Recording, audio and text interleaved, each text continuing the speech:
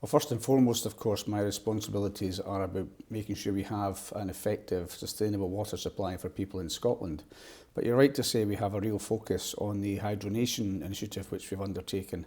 And that is about using environmental justice funds and other funds to make sure that we can help with some of the resources that we have here, in particular technical and managerial expertise, to help, if you like, go to other countries, help with sometimes water infrastructure development in those countries. And also we, as well as working in some countries in Africa and so on, what you'll find in Scottish Water, who have a very good reputation, is they'll also be doing work even in countries as close by as, for example, Ireland and Northern Ireland. So I think it's about making the best use of our own resources, but also to help other countries do the same thing with their water resources too. And internationally, a number of countries have established profiles, not quite the same as hydronation, but profiles as being thought leaders in water resources. One thinks of Singapore, Sweden, the Netherlands, Israel. What's Scotland's particular niche and what makes Scotland different? I suppose the model that we've developed for water supplies in Scotland, it's a publicly owned water company which takes direction from ministers. So there's a board that looks after that and they report to ministers. And I think that model is fairly unusual, not least because it's managed over a period of time to have a very substantial capital investment in the water infrastructure that we have, to the extent that the efficiencies they've managed to create now mean that if they're compared with some of the private companies just over the border in England, they do substantially better in terms of the charges to individuals for those water services, around £39 less than has been provided for elsewhere. So I think that efficiency which they've managed to achieve, the kind of careful husbanding of the resources which they have, for example, since 2006, to reduce by 50% what's been lost in leaks to the system. That kind of expertise is quite sought after, and some countries could certainly benefit from that, where water is much more of an issue perhaps in terms of scarcity and in terms of making sure that the water resource that they had is properly used, is effective, not just of course for drinking water but for drainage and so on as well. So I think it's really that kind of expertise which has been developed in a fairly unique way. Not that many countries have that same kind of model. And I, for my part, have encouraged Scottish Water to do what they can to realise those opportunities in terms of the hydronation initiative, but also to go further and to look at what they can do in terms of growing their business elsewhere as well.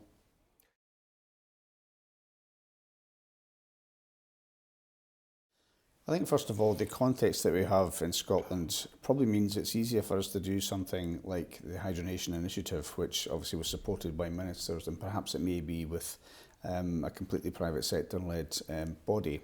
But I think the context, the wider context for this is in Scotland you have substantial regulation.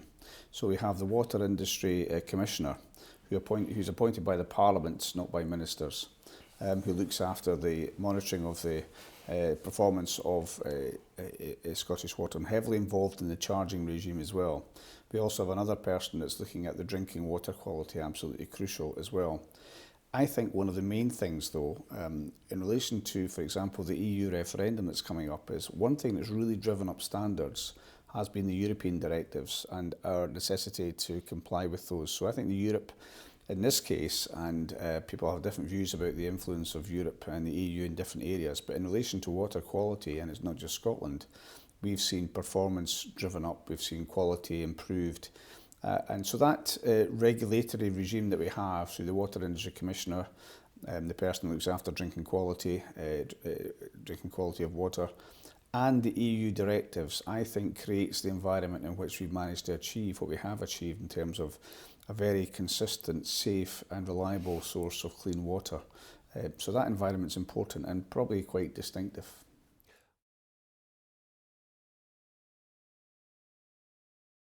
Well, of course, there are particular pressures in Malawi, so both in terms of helping to try and improve the infrastructure that's there, but also through improving or providing training and knowledge transfer to, I think, around 6,000 people in Malawi that now have that some element of that knowledge about provision of water services. And really that's where the sustainability comes in. If you can actually, as well as providing perhaps You could go in and provide a particular infrastructure or an element of infrastructure in a country which would be great and would benefit the local population. But if you can actually ensure that through training and knowledge transfer you've got people indigenous that can do that themselves and on into the future, that's obviously more sustainable. So those are the kind of things that we're aiming to do, and I think that is consistent with the, if you like, climate justice element of what Hydronation is trying to do as well. In the context of the current constitutional settlement between Scotland and the United Kingdom government, there are certain restrictions. There are certain reserved powers and areas of authority which somewhat limit the capacity of the Scottish Government initiatives to act internationally. With water being such an international concern, that must be somewhat frustrating. I don't think it's been a particular block or disincentive to the work that we've done in relation to water overseas. Yes, of course, I'd like to see a different constitutional settlement, but I think in relation to Scottish Water and their activities, we've not found that to be a particular problem.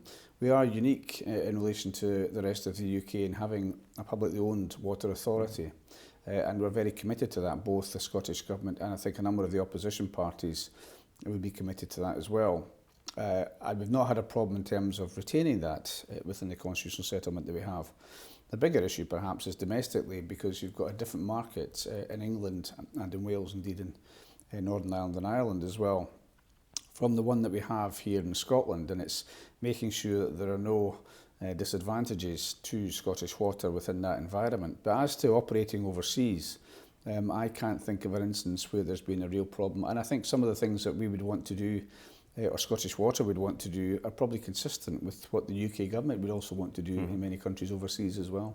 Anything that can be done to, as I was saying before, to increase the international expertise and also to increase the knowledge that we have here in Scotland. I'm not trying to pretend for a second that because we have what we think is a very successful public water authority that we've cracked water. We all know there is more that can be done in relation to that.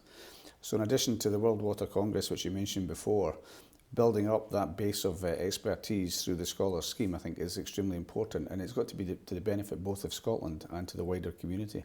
If you talk to the people that came for that World Water Congress, I mean, actually in my job it's a bit like when you get people that are interested in rail coming together. I mean, the enthusiasm which it rubs off on each other, and that's when you can get really exciting developments taking place. A number of the people that I saw at that conference were from overseas but worked here in Scotland, University of Dundee in particular, I had mention of. So I think it's when you get that kind of hothouse atmosphere of people looking at these things in depth and being able to share each other's experience, that's when you can get new ideas and real innovation.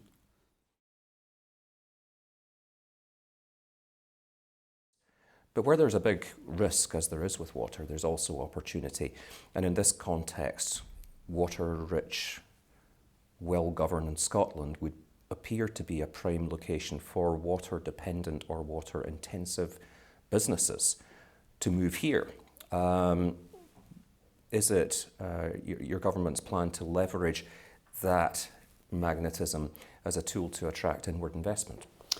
I think it's probably fair to say there's more we can do in relation to that.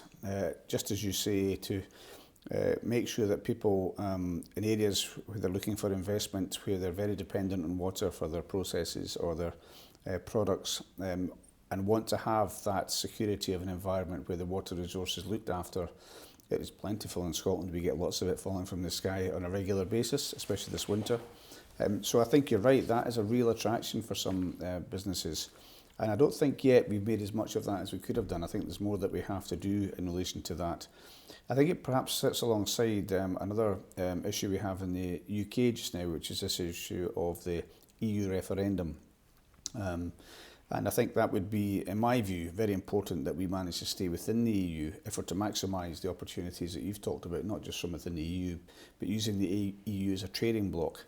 So really to promote Scotland's attractiveness, for exactly the reasons that you've said, if you've got a business which is very dependent upon a clean, regular water supply, then you're coming to a country in Scotland which has that clean, regular water supply, has the infrastructure in place to ensure that will continue into the future. And I think there's more that we can do to sell that around the world. But and also has existing industries that are very water associated, water reliant, water dependent. One thinks obviously of whisky, but also of golf, also of tourism, also of energy. And there's been a lot of talk about expansion of hydro energy in Scotland, which has knock-on effects, largely positive, on water availability and water quality. It seems to me that is one of the real opportunities for Scotland is to look at that risk side which the world is moving towards, but in the slightly silo-driven world of water thinking, there's not enough joined-up thinking.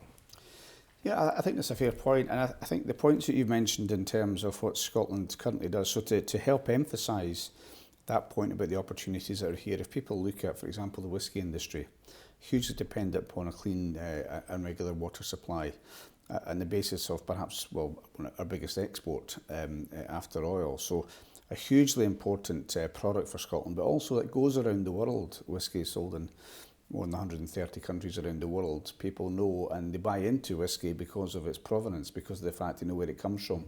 Even as you've said, you know, the title of your company, essentially the water of life. So that's very important. It's also true to say that in the last 7 or 8 years, the expansion in Scotland's food and drink industry more generally has been huge. It's been our best performing sector. And again, that comes down to, not least in relation to fish and seafood, comes down to the concept of clean waters, you know, free from contaminants, a freshness that's really important. It also comes across, of course, into the food industry more generally as well. So we've seen major expansion in food and drink, and perhaps, just as your point tries to take forward the idea, we've got to join these up more effectively and say we've got a fantastic food and drink industry here, we've got water dependent industries which are very successful. You can have the same thing come to Scotland. Now we're seeing that, we're seeing Canadian, Norwegian and other countries investing in Scotland because they want to get involved in the food and drink sector. But I think we have to do that more generally. There are and it touches biotech and it touches technology. And well, the other point is that we have also been very careful not to agree to genetically modifying any of our foods. We've taken a very strong line. We're not the only country to do that. Others have done the same as well. But again, it's part of that continuum of fresh, clean products, and I think that's something we should emphasise to a greater extent. And there are world-class research facilities, and I'm thinking about Hutton and thinking about Roslin, and then on the policy and governance side, there's Dundee. Scotland has a great story to tell. Yeah. Well, Dundee's my own university, and I will always champion what it does, and it does a great deal. But as you've mentioned, Roslin with Dolly the sheep. Again, I think it is about selling an idea of Scotland. It's about innovation in that particular regard, excellence in terms of the research that we have. We don't do as much research and development as we could do. Scotland lags a little bit behind the UK, UK lags behind the States lags behind Europe, or rather Europe lags behind the States, and the States lag behind Japan, for example. So there's more that we have to do, and what better place to come and locate your research and development activities in a country like Scotland with the clean provision of water, if that's crucial to what you're doing, and some of the other advantages which you've mentioned.